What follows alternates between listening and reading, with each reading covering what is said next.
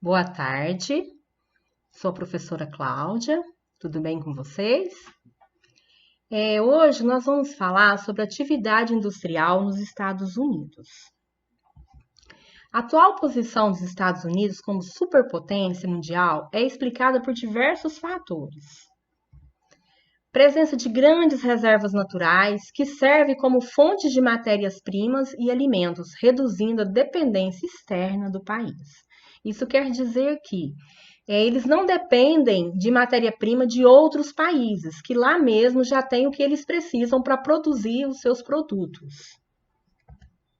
O grande e rico mercado consumidor interno, que sozinho consome muito mais que as exportações nacionais.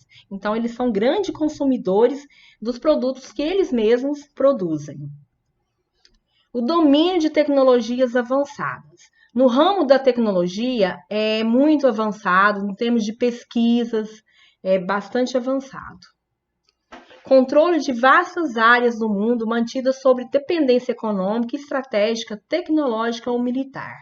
Porque eles dominam também a economia de outros países, porque muitos países dependem da economia dos Estados Unidos, da tecnologia, de armas que eles produzem. A participação dos Estados Unidos nas duas guerras mundiais fortaleceu sua economia. Com os campos de batalha distantes de seu território, o país fazia o papel de fornecedor de armas, equipamentos, alimentos e medicamentos. Então, isso fez com que fortalecesse a economia deles também. Quando a Segunda Guerra Mundial terminou, os Estados Unidos se tornaram os financiadores dos europeus. Esse foi o fator decisivo para colocar os Estados Unidos na posição de maior potência econômica e militar do mundo, pois o país ficou sem concorrência durante um bom tempo, porque eles forneciam armas e equipamentos para os europeus, e não tinha outro país que fizesse esse papel. Nós temos algumas imagens das duas guerras mundiais, né, que os Estados Unidos se beneficiou, né, e fez com que eles melhorassem a economia, se tornassem grandes potências que hoje são. O grande desenvolvimento da economia dos Estados Unidos na metade do século XX era demonstrado pelo controle quase total do comércio internacional. Então, eles controlavam todo o comércio internacional, ou seja, o comércio de outros países, de outros continentes, dependia exclusivamente dos Estados Unidos. Os interesses das transnacionais não se limitaram apenas ao território norte-americano, espalhando-se para outros continentes e controlando os setores mais produtivos da economia, como o eletrônico, informático, energético, aeronáutico e petroquímico. A partir daqui já começa a expandir os outros continentes, não só os Estados Unidos, que é uma grande potência. Outros países e continentes começam a ter destaque, principalmente os europeus e asiáticos.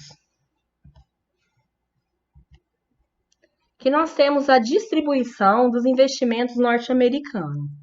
Em 1950, o investimento maior era no Canadá, 30,2%, e hoje, em outras regiões, né, a América Latina era 48%. Hoje, em 2004, nós já temos uma diferença bem grande. Por quê? Porque já não é muito interessante mais para os Estados Unidos investir na América Latina. Eles estão investindo mais na Europa. Então, na América Latina, como eles não vão ter um retorno imediato, já não é mais interessante o investimento.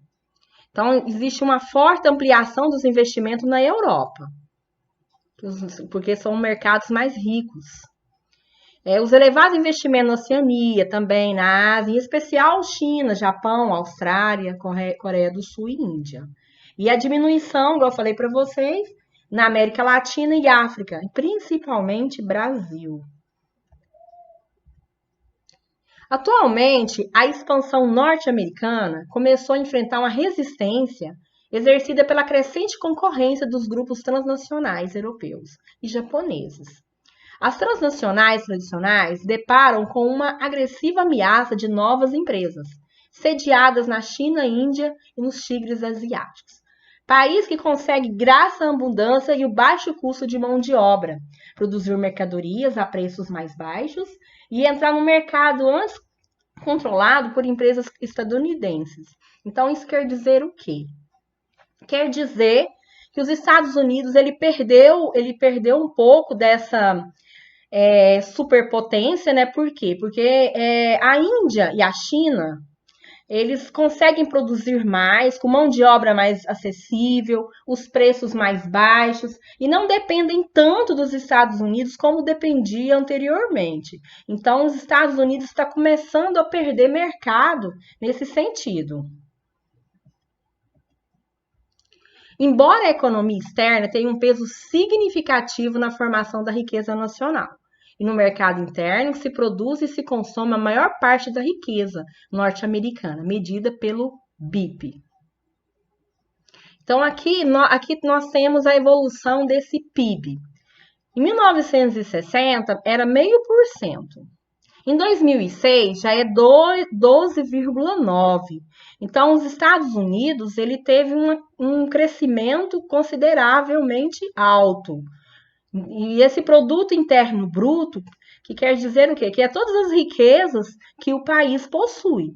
Mas ele ainda está sendo ameaçado. Ameaçado por quem? Pela China. Porque a China, ela possui um PIB de 10 trilhões. Então, é muito alto. A atividade industrial norte-americana tem como principal base a redução da parcela dos empregados no setor industrial, devido ao processo de automação. Menor participação da indústria na riqueza nacional, em média somente 24,4% do PIB. A intensificação no setor terciário, que produz 74% do PIB, crescimento acelerado dos setores industriais, ligado à eletrônica, informática, biotecnologia. Então, o crescimento na área tecnológica e na biotecnologia, que são as pesquisas, é bastante desenvolvido. Crescente descentralização da indústria da região Nordeste para outras regiões do país. Na atualidade, o setor industrial mundial caracterizado pela intensa luta por mercados, resultante do aumento da concorrência internacional. Nesse processo, os Estados Unidos teve uma queda de sua participação no total da produção mundial.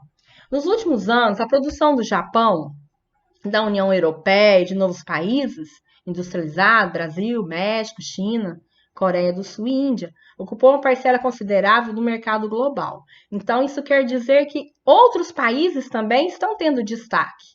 E aí, cada vez menos, os Estados Unidos está ficando um pouco para trás, porque mesmo os países subdesenvolvidos também estão crescendo. Até porque a mão de obra é mais barata, e isso também consegue vender o seu produto. Se a mão de obra é mais barata, ele consegue vender seu produto mais barato também e consegue uma exportação melhor. Polos mundiais de alta tecnologia. Gente, quando a gente fala Estados Unidos, nós temos que falar em tecnologia, porque o investimento lá é muito grande. Então, possui grandes polos de tecnologia, que concentram no mesmo local atividades ligadas ao desenvolvimento de novas tecnologias, no ramo da pesquisa, de tudo, eles investem muito. A maioria dos tecnopolos estava localizada nos países desenvolvidos, mas a partir de 1990 ocorreu uma multiplicação desses polos.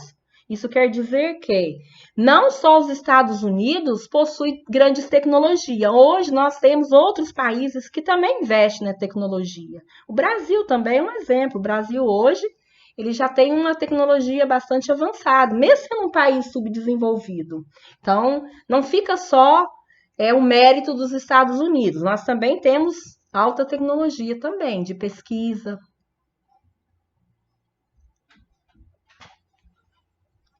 Obrigada. Agora eu queria que vocês tenham uma atividade para vocês fazerem. Logo após os slides, vocês vão lá, vai pegar as atividades. São 3 perguntinhas, bem simples mesmo. Então eu gostaria que vocês olhassem com carinho os slides, escutassem as explicações e fizessem as atividades. Caso tenha dúvida, vocês podem entrar no fórum. Vocês podem ver que no GR8 tem um fórum. Esse fórum é um lugarzinho onde vocês podem fazer as perguntas.